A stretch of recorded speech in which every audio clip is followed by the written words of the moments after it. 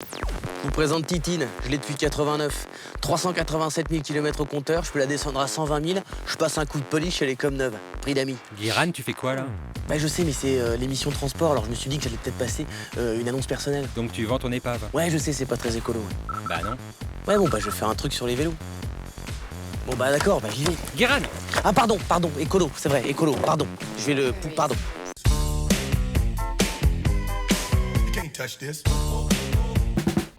Et oui, quoi de plus écolo que le vélo? Et de plus tendance aussi. En France, il se vend tous les ans plus de 3 millions de bicyclettes.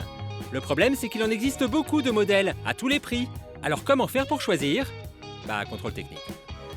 Pour un contrôle technique des bicyclettes, je vais donc comparer ce petit vélo pliant à un vélo de ville classique de type un peu hollandais et ce troisième VTC, vélo tout chemin.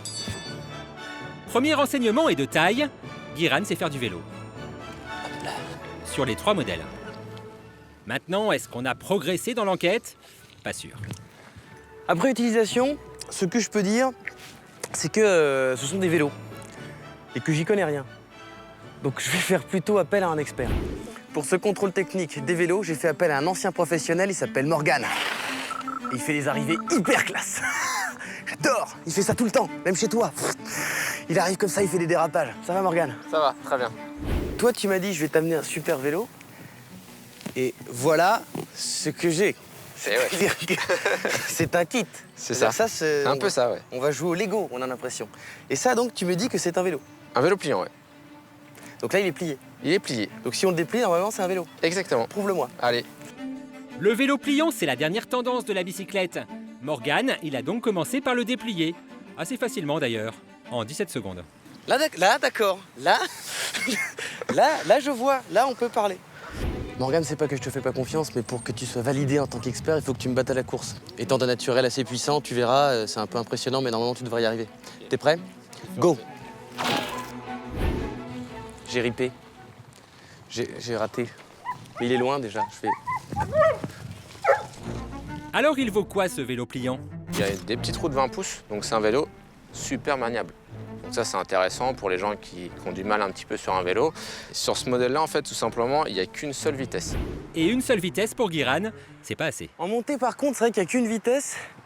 Donc, heureusement que la montée est pas très longue. Ici, c'est un cadre acier. Donc c'est vrai que le cadre acier va faire que le vélo va être un tout petit peu plus lourd que le vélo de ville et que le VTC. Ça s'adresse aux gens qui veulent faire des petites balades en famille. Donc, par exemple, dans un parc comme ici, on peut faire une petite balade, ça peut être sympa. Ça va être aux gens qui vont au boulot en vélo. Et puis, tout simplement, pour les vacances aussi. Les vacances, ça peut être sympa de le mettre dans la voiture ou le mettre dans un camping-car et puis se déplacer pour aller faire ses courses. Et oui, ça c'est le gros avantage du vélo pliant. On s'en doutait, mais on a quand même tenu à vérifier. On est comme ça aux pigeons. Bon, ok. Mais alors, faut-il jeter nos bons vieux vélos pour nous mettre au pliant? Bah, c'est pas si simple. Quel vélo est-ce que tu préfères? Bah, je vais pencher plutôt pour le VTC. Tout simplement parce que c'est un vélo assez sportif. Ensuite, on va avoir un vélo moins lourd. On peut vraiment utiliser le vélo partout. Notre expert opte donc pour le VTC. Le problème avec le vélo, c'est qu'il faut trouver celui qui nous correspond. Le vélo de ville est sympa aussi parce que tout simplement déjà il y a plus de vitesse. Donc c'est vrai que dans une ville où il y a un petit peu de côte, etc., ça va être plus sympa d'avoir ce type de vélo là.